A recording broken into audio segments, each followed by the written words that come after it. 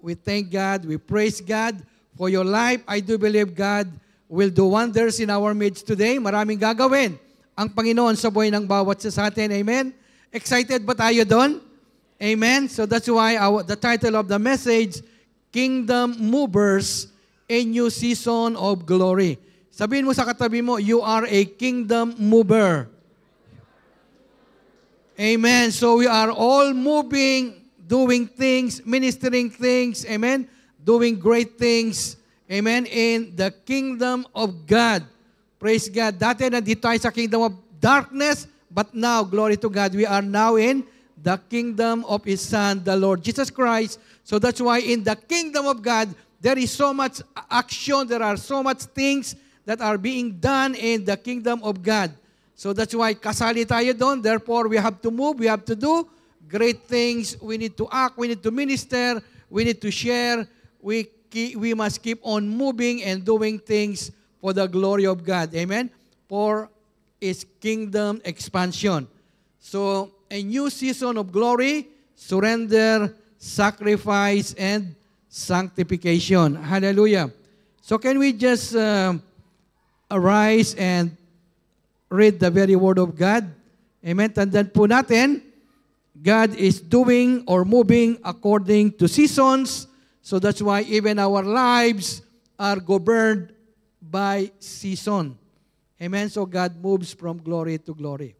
2 Corinthians 3:18, lakasan po natin and declare it with faith. Hallelujah, all together. But we all with unveiled face, beholding us in a mirror, the glory of the Lord, are being transformed into the same image from glory to glory, just as by the Spirit of the Lord. Hallelujah. John 15:8. By this my Father is glorified, that you may bear much fruit, so you will be my disciples. Finally, Isaiah 61. Arise, shine, for your light has come, and the glory of the Lord is risen upon you. Hallelujah. Glory to God. Father, once again, thank you for the glory of the Lord is risen upon each and every one of us, upon your people, upon this church. Thank you, Lord. And we know that you are keep doing things, moving things in your kingdom. And that's why, Lord, at this time, you have called us for this purpose, that we as your people, as your servants, as your movers, we keep doing things, oh God, in kingdom expansion, in doing great things, reaching the lost for the glory of God. Lord, salamat po. Speak unto us, Holy Spirit. Be glorified, be magnified in our midst. In Jesus' name, amen, amen. Praise God. Muli, palakpakan po natin ang Panginoon in our lives. Parang mahina yata yung palakpak na yun, amen? Glory to God, amen? Palagi po tayong gising in the kingdom of God, amen? Bawal yung tulog-tulog, bawal yung yung mga mahihina in the kingdom of God. Dapat palaging masisigla, malalakas yan. Amen? Hallelujah. Glory to God. So tandaan po natin, God is moving according to season. Amen? So that's why in the redemption story of man, season to season. Kaya nga from Genesis to Revelation, makikita natin yung move ni God. Amen? It depends on the season. So that's why from the Garden of Eden, nakarating sila ng Mount Sinai, into the wilderness, and then dumating yung New Testament, the time of the Lord Jesus Christ at Calvary, and then of course soon, nandun na rin tayo sa heaven. So from season to season, from Old Testament to New Testament, even to eternity. So from season to season, from glory to glory.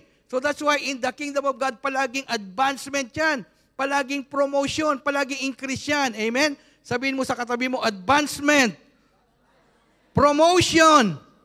Amen. Palaging ganyan yan in the kingdom of God. Amen. Sa kingdom of God, wala yung talunan doon o yung patras. Palaging increase, palaging promotion yan. So that's why tandaan po natin, even our life on earth is governed by seasons. Seasons tayo. Kaya nga, mayroong 2 seasons, especially sa Middle East and tropical countries, hot and cold or rain or shine. But in other countries, merong 4 seasons, di ba? Winter, spring, summer, and autumn. Kanya-kanyang season yan. Amen? But I think there is also one country which is one season, di ba? Alaska, puro malamig doon. Amen? Walang tag-init doon. So, that's why makikita po natin sa text natin ngayon, as I said, God is moving according to season. Kanya-kanyang panahon yan. Amen? Kaya yung panahon mo, darating yan kapatid. Huwag kang mainip. Amen? Your time shall come, the time for you to shine in the kingdom of God. Maghintay ka lang. Malapit ka ng tatayo dito. Amen?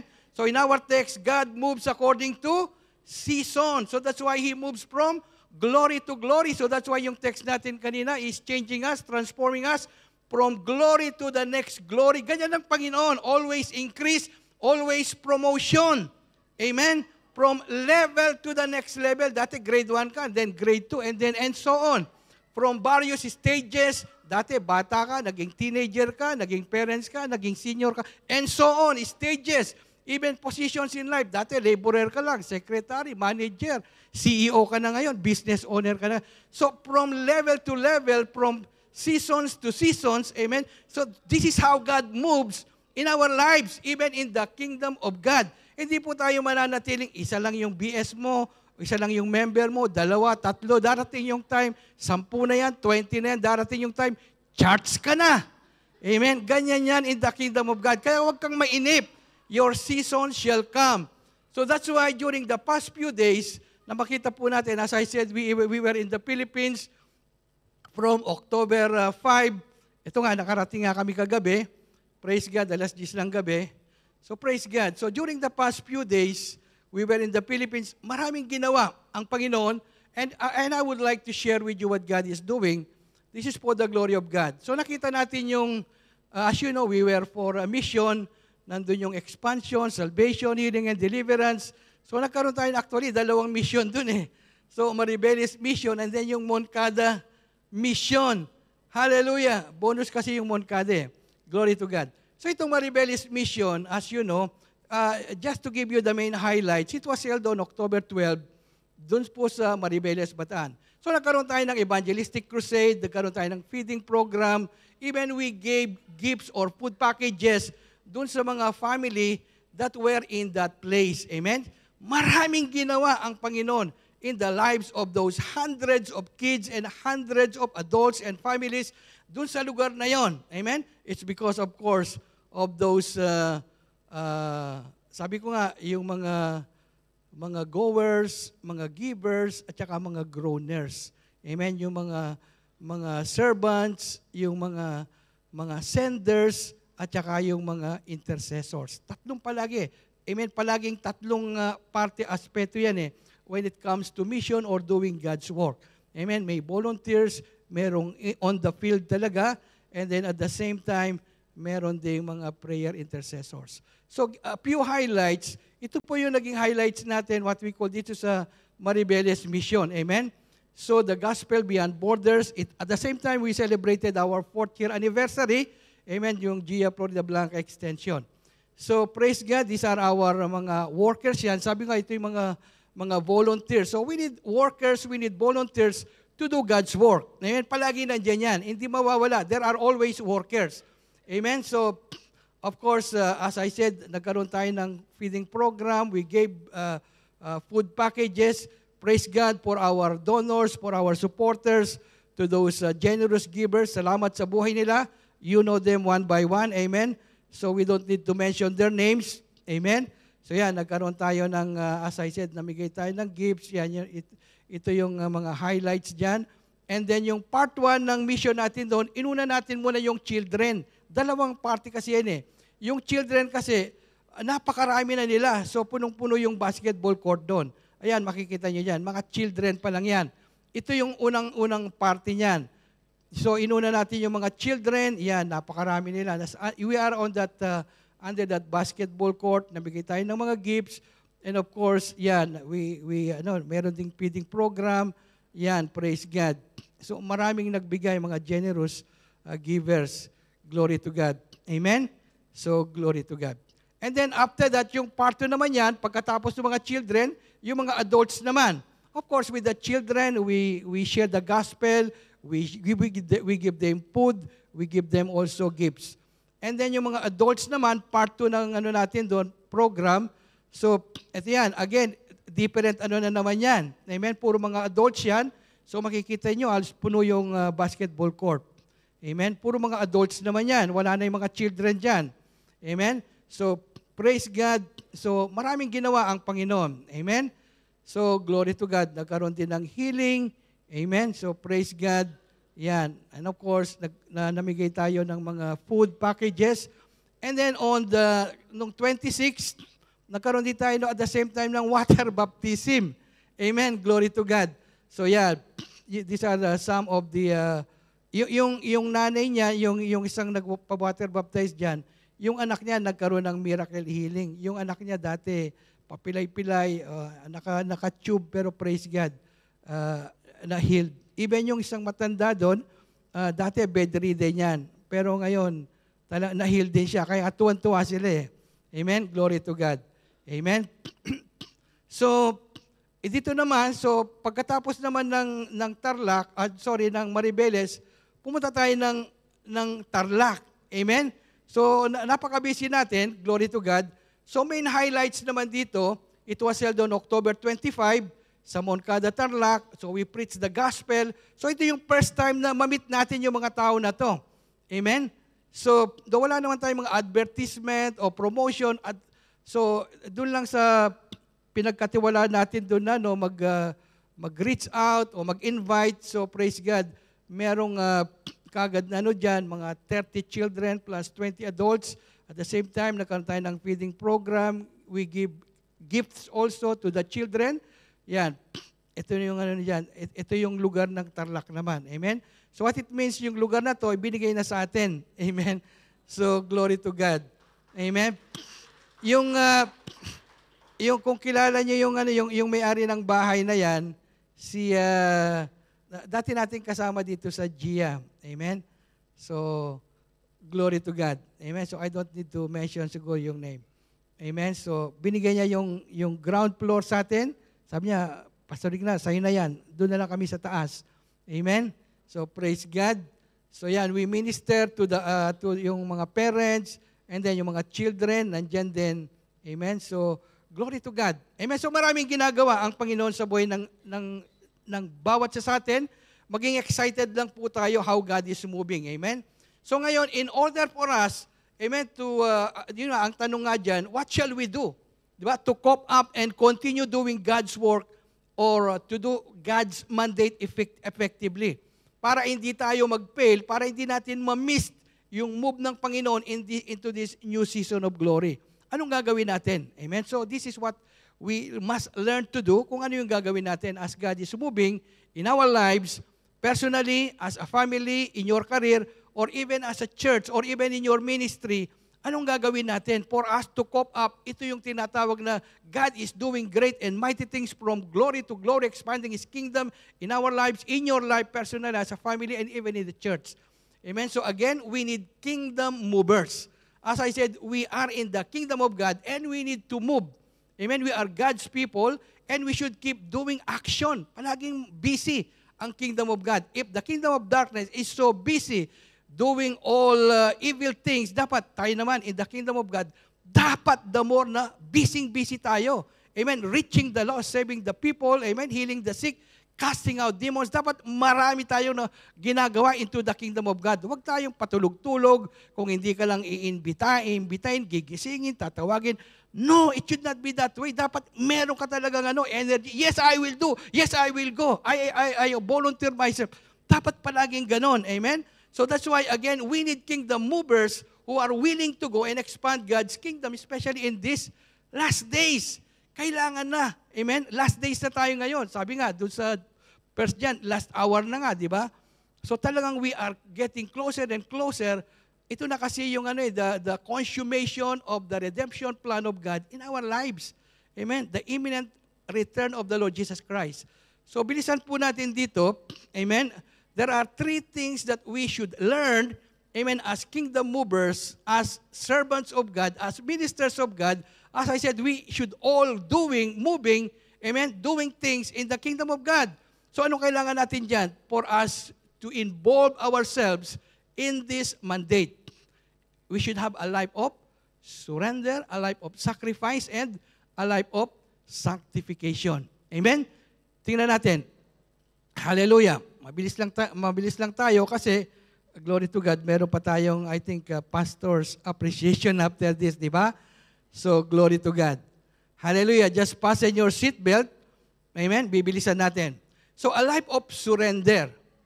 Kailangan natin yan. Surrender lives. Amen? Surrendering to God. Amen? So, no life is more secure than a life surrendered to God. Amen? What it means, a life surrendered to God, una, dapat meron kang submission mismo sa Panginoon. You should always obey God's word. Always submit to the commandment of God. Amen? And then, pangalawa dyan, yung sackcloth and ashes or what we call fasting and praying. And then, pangatlo dyan, yung sold possessions. Amen? So, submit to God. Dito po sa James 4:7, ang sabi nga dyan, amen, humility cures worldliness. Pagka nandun yung humbleness mo, obedience to the Word of God, mawawalan ka ng gana, amen, to the things of the world. Ang focus mo to the things of God. Amen? Kaya nga, anong sabi dyan? James 4:7, therefore, submit to God, resist the devil, and he will flee from you. Submission. Kailangan natin yan. Sabihin mo sa katabi mo, submission. Amen. So, we submit to God. Amen. We submit to one another. Amen. We submit to authorities. Amen. And especially, wives, submit to your husband. Amen. Sabihin mo kung husband ka dyan, sabihin mo sa wife mo, wife, submit to your husband. Sabihin mo, I'm serious about this. Amen. I'm serious with this. Hallelujah. This is God's order. Kasi pagka hindi natin inobey yung order ng Panginoon, tandaan mo kapatid, magulo ang buhay ng pamilya na yan. Sugrado. Kasi ang order, ang utos ng Panginoon, submit, di ba? Mag-submit ka muna. Amen? Ikaw naman, husband, sabi ng Panginoon, love, di ba? Love your wives. Amen? Palakpakan natin ang Panginoon. Dapat parehas. Amen? Parehas ang laban. Amen? Dapat 50-50 yan. Submission. Amen? Submission. Pangalawa, dito, yung what we call sackcloth and ashes, kasi at this time, God is about to judge, amen, to pour out His wrath, His anger, His judgment upon the people of Nineveh who are disobedient, idolatrous, rebellious people. So, anong ginawa niya at this time? So, God sent Jonah. Kilala niyo si Jonah, di ba? Jonah, the prophet, he sent him to Nineveh to tell the people of God, amen, to tell the people that there is coming God's wrath and judgment. Why? Because they are rebellious, because they are sinful, amen, because they are doing idolatrous things which is against God. So that's why God was so angry and God told Jonah, pumunta ka na ng Nineveh. I'm about to pour out my wrath and kill all those people because of their rebelliousness. So they need to repent for them that God will spare them. Amen? So nakakatakot. Amen? So that's why where there is sin, tandaan po natin, where there is sin, tuwang-tuwa yung enemy. For every sin, take note. Makinig kayo. For every sin, there is a demon behind it.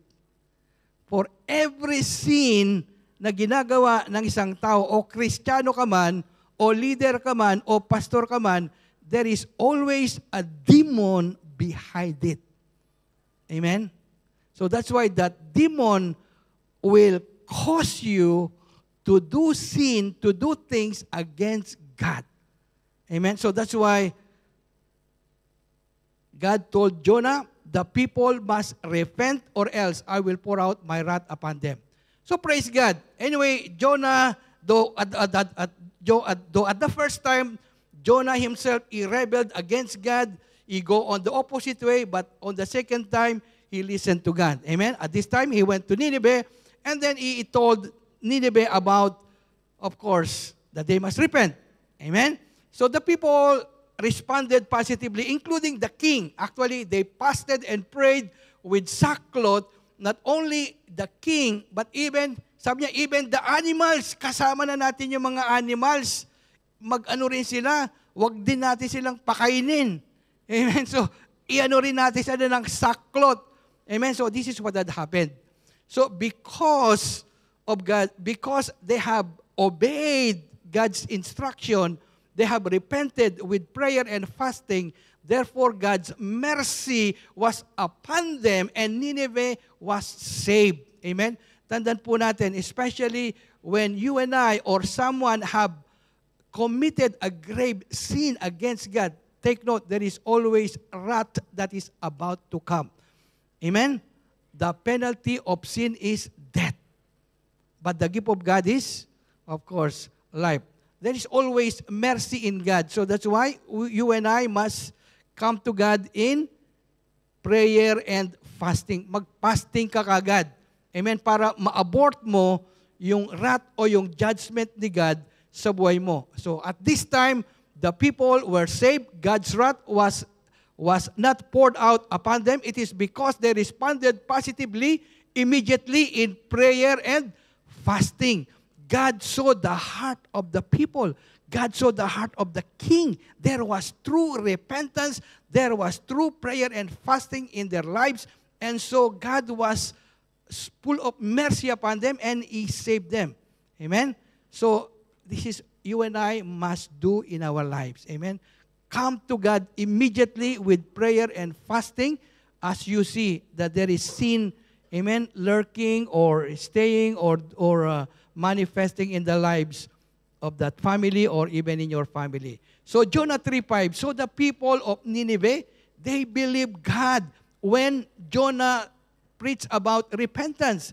The people proclaimed a fast. As I said, even the king, he himself, he declared a decree and proclaimed a fast and put on sackcloth from the greatest to the king to the lowest, to the least, even to the servants. So ito yung nangyari.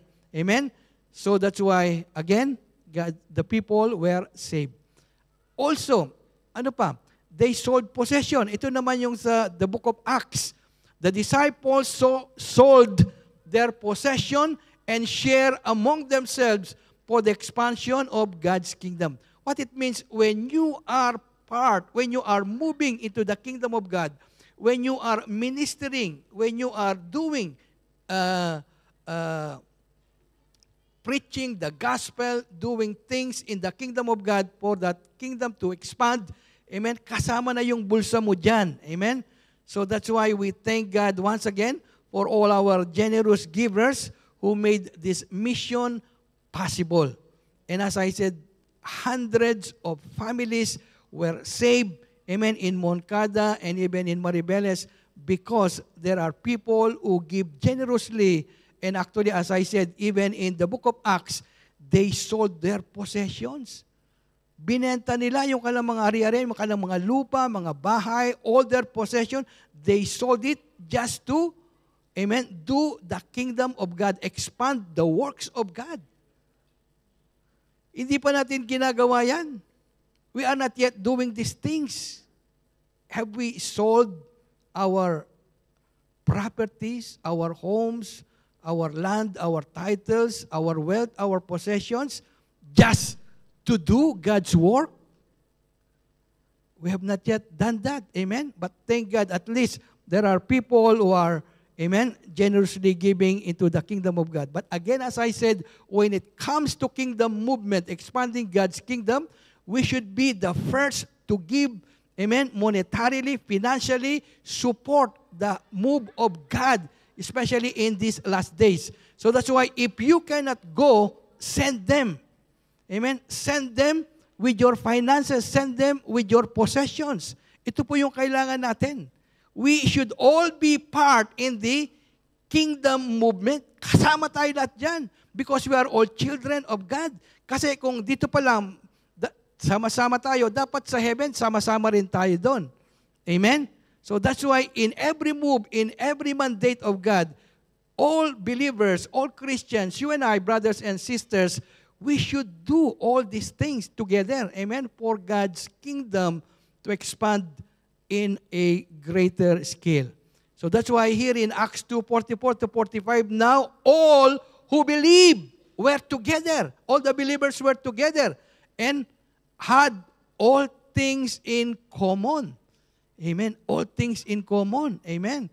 So that's why pag pumapasyal ka, bumibisita ka doon sa bahay ng mga brothers and sisters, pati yung mga, kung ano yung nandun sa rep nila, sa'yo na rin yan, di ba? So kung ano yung mga bagay na nakikita mo dyan, sa'yo na rin yun. What it means, there is that generous, di ba? Hospitality.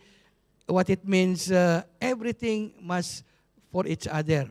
They sold their possessions and goods and divided among them all as anyone had need.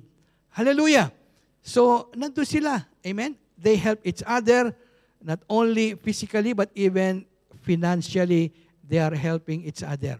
So, pangalawa, a life of sacrifice. Kanina, a life of surrender. Amen? So, a life of sacrifice. Kailangan mo talaga yung sacrifice dito sa mundong ito. Amen? Every move that para maging successful ka, you need a life of sacrifice. So, true sacrifice requires, true success requires a sacrifice. Kung gusto mo maging successful, dapat kaakibat yung sacrifice dyan. So, glory requires sacrifice. Kung gusto mo makita yung glory ni God, dapat may konting sacrifice. Amen? Magising ka ng maaga. Di ba? Medyo magpuyat-puyat ka naman dyan na magising ka ng 4:00 para mag-pray. If you want to see God moves in your life, if you want to see answers to your prayer, amen, dapat may konting sacrifice naman. Pagka sinabing 9:30, dapat 8:00 nakabihis ka na. Amen? Para talagang sacrifice yan eh. Kahit na pagod ka, amen, even katatrabaho, puyat ka, di ba? Go to the works of God. Go to His presence. In His presence, there is fullness of joy. Ang rest sa presence ni God. Ang rest, wala dun sa bed mo. Ang rest, wala dun sa kama mo. Rest is in the presence of God. Matthew 11:28-30. Come to me. Come to the presence of God. All you labored and are heavily burdened, I will give you rest. Rest is in the presence of God. Hindi dun sa malambot na higaan mo doon. Amen? Nandun in the presence of God. So nandun yung tunay na rest. Nandun yung healing. Amen? Because nandun yung presence niya, di ba? So nakita natin dyan from Old Testament, it involves sacrifice. Ano yung sinasacrifice dyan? Mga animals for them to see the glory of God. For them to enter what we call the Holy of Holies, the presence of God. They need sacrifice. Even in the New Testament, the Son of God was sacrificed. Mga physical sacrifice yan, animal sacrifice, even the Lord Jesus Christ in the flesh, in the spirit, in the flesh, na sacrifice yan. For us to see the glory. Amen? Even now, in our times, the body, the self, must be a living sacrifice for us to see the glory of God, for us to see good things, amen, success, victory, blessings, healing in our lives. We need sacrifice. Palagi yan. Amen. Sabihin mo sa katabi mo, we need sacrifice. Amen. We need sacrifice. Amen. Kaya nga sabi ko, Old Testament, animals were sacrificed as sin offering. Why? It is because it is God's requirement. They cannot enter or they cannot see the Holy of Holies or what we call the most holy place wherein the presence of God, the mercy seat, is there. They cannot enter there unless there is animal sacrifice, unless there is blood offering. So that's why it was a requirement for God, for the Israelites, amen, especially at this time, the high priest only is the only one allowed to enter the presence of God. God requires sacrifice. God requires at this moment animal sacrifice to be offered for the sins of the people. It involves sacrifice. Numbers 15:27, and if a person sins unintentionally, then he shall bring a female goat in its first year as a sin offering. In Leviticus, makikita mo yan, sacrifice upon sacrifice. Amen? So even as I said, in the New Testament, it involves the Son of God Himself to be sacrificed on that cross because it is God's requirement. Without sacrifice, no one can see God. Without sacrifice, no one can be reconciled to God. Without sacrifice, there is no salvation. So that's why the Son of God must be sacrificed, die on that cross physically. The Son of God must suffer first, died and buried before the glory comes. Amen. So that's why Jesus must die first, amen, resurrect, and then before He can reach the glory. So that's why after resurrection, He went back to glory in heaven. So it needs death, it needs sacrifice for you and I to see the glory of God. Amen? So that's why He experienced death first before He went to glory in heaven, before He had that glorified body. Dapat mamatay muna yung flesh para magkaroon ng glory. Amen? Hallelujah. So, Luke 24:25-26, then He said to them, ought not the Christ to have suffered these things and to enter into His glory. So, kailangan yan. So, dapat mamatay ka muna in the flesh. What we call yung old sinful nature, mamatay muna yan before you will see the glory of God. Before you will see success, healing, deliverance, blessings, good things, expansion, promotion in our lives. Sacrifice is needed. So that's why we are told in even now, amen, in Romans 12:1, our body should be offered as a living sacrifice. Pagka-sacrifice, pinapatay yan. Amen, ino-offer. Anong ino-offer dito? Body. Amen, our body, amen, should be sacrificed. Amen, it should be holy and blameless as an act of worship when we come to the glorious presence of God. Again, for there is no sacrifice, there is no worship. No sacrifice, there is no worship. No worship, of course, there is no glory. Hallelujah. Romans 12:1, it's very clear, living sacrifices to God. I beseech you, therefore, brethren, by the mercies of God, that you present, your soul, your spirit, no, your body. Your body. Amen. Your bodies as living sacrifice, buhay na handog. Yung buhay na to, kinakatay, pinapatay. Sacrifice. Sacrifice means offering, death offering. It should be holy and blameless, acceptable to God. This is your reasonable service. Amen? So our bodies must be living sacrifice. So that's why in this world, there is nothing for us to complain. You should never complain about God because this body belongs to God.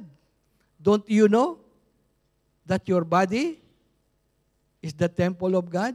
It does not belong to you anymore. It belongs to God. Amen? So this body must be offered to God. So that's why there should be always sacrifice. Amen? Especially during Bible study, prayer meeting, worship service, where there is movement regarding the works of God, there should be always sacrifice. Hallelujah. Amen? I hope that's very clear. So, finally, a life of sanctification. If there is surrender, if there is submission, amen, there is sanctification, amen. So, there is also sacrifice, amen. So, a life of sanctification. Ano naman yung sanctification? So, God requires sanctification before He can manifest His glory. So, si God, hindi niya pwedeng makita mo yung glory niya unless magkaroon ka muna ng sanctification or sanctified life. Amen? Sanctified life means purified, cleansed, made holy, made blameless. That is what we call sanctified. Amen? Nilinis na. And purified, amen, by the blood of Jesus. So God requires sanctification before you can see the glory of God. So again, by sanctification, we meant by commitment to God's covenant. And also, consecrate the people. Tingnan natin. Okay? So, commitment to God's covenant. In Exodus 19, 7-8, God told Moses, because at this time, God wants the people that they may see His glory. Because God at this time, He wants to come down that the people may see the glory of God. So God told Moses that the people must commit themselves first to God's covenant prior to His glorious manifestation. So what it means, God is telling Moses, sabihin mo sa mga tao, dapat mag-commit muna sila sa covenant ko bago ako bababa that they may see my glory, the miracles, the signs, and the wonders. So it was a requirement for God that the people first must commit themselves to God's covenant, to God's word, to God's instruction, that they must obey God's word. What it means, whatever God is saying to His word, whatever they hear, they read, they must obey. There must be a commitment first to God's covenant, to God's word, before God will manifest His presence. Do you want to see God's glory? Do you want to see God's healing? God's blessing in your life? God's promotion? Amen? God's miracle? Commitment. A commitment. Yes, Lord, I will commit myself that I will obey you in your covenant, in your word, in your instruction. Susunod ako, Lord. We will do whatever you say. And this is what they have done. Yes, Moses, we will do whatever God will tell us. Amen? So, Exodus 19, 7-8. So Moses came and called for the elders of the people and laid before them, sabi niya, this is God's word. He laid before them all these words which the Lord commanded him. Then all the people answered together and said, yes, Moses, all that the Lord has spoken, we will do. Can you commit yourselves like the people of God? Before God will manifest, before God will answer your prayer, before God will do healing, miracles, increase promotion, miracles in your life. Amen? This is what God is requiring. All that the Lord has spoken, we will do. Can we do that, saints? Can we just close our eyes for 1 minute? And then let's fix our eyes. Yes, Lord, all that you want to do, what you say, what you instruct us in accordance with your word, what we hear, what you say, Lord, we will do. We are committing ourselves now to do what you want us to do in accordance with your words, that we may see your glory in our lives, in our families, in our ministries, in our homes, in our career, in our family, in our marriage life, in everything we do, even in our business. We will see your glory as we are committing ourselves to do what you are saying, what you are telling us at this very moment. Thank you, Lord, in Jesus' name. Amen. Amen. Praise God. So, consecrate the people. So sabi ni God, Moses, consecrate the people. Not only to commit themselves to obey me, but also you need to consecrate them. Consecrate them means linisin mo sila, banalin mo sila, paliguan mo sila. Amen? So God requires consecration for the visitation. Amen? Consecration for the visitation. You want God to visit you? Consecration is needed. Exodus 19:9. And the Lord said to Moses, Behold, I come to you in thick cloud, that the people may hear when I speak with you and believe you forever. Amen? 10-11.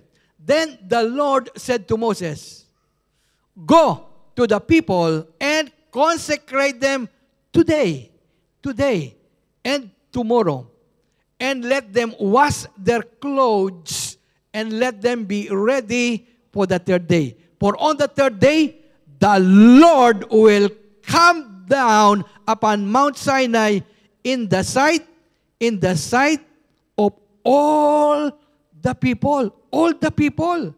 All the people will see the glory of God. Amen? All the people who wash their clothes, all the people who consecrate themselves, sabi ni Moses, sabi ni God, today and tomorrow consecrate them, because on the third day, I will come down, I will visit them, and the people will see my glory. What it means, you will see the glory of God. You will see signs and wonders. You will see miracles. You will see answers to all your prayer once there is consecration. Consecration is required for God's visitation. Amen? And this is what had happened.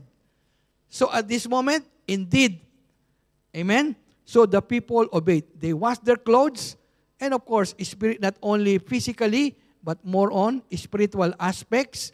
Amen? They repented. Amen? So they washed, amen, spiritually as well. Glory to God. So again, sanctify them. Sanctify the people. How? How could we sanctify ourselves? Paano natin linisin yung sarili natin? Through prayer, through meditation, through fasting, reading God's Word. Amen? Call them up, sabi niya, from their worldly business, from their worldly affairs of the flesh, that they may receive the law, that they may receive the Word of God, that they may receive my message and see my glory. Amen. So, we want to see the glory of God. Again, you and I need consecration. Tell your seatmates, you and I need consecration. Amen. We need consecration. Hallelujah. What it means, if there is anything hidden in your hearts today, it's time for us to be washed again. Amen. With the blood of Jesus. Amen. That we may see the glory of God. Amen.